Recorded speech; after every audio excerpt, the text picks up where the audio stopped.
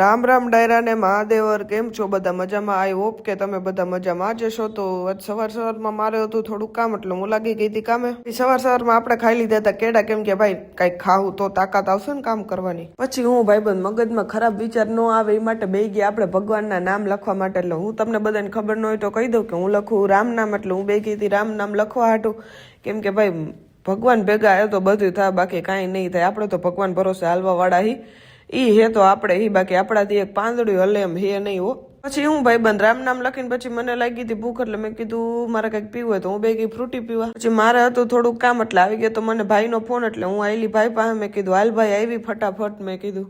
અને એક તો માથું એવું દુખતું હતું, પણ ભાઈનો ફોન આવ્યો એટલે ભાઈ પાસે જવું તો પડશે. પછી ભાઈ પાસેથી લઈ લીધો વિડીયો ને કરી નાખ્યો આપણે ઇન્સ્ટામાં અપલોડ. તો ઈસુ પટેલ ઓફિશિયલ 003 જોતા આવજો અને ફોલો કરી નાખજો. ના મારી યુટ્યુબ ચેનલ સબસ્ક્રાઈબ ન કરી હોય તો ફટાફટ પહેલાં એ તો સબસ્ક્રાઈબ કરી નાખો, નહીતર પછી વ્લોગ નહીં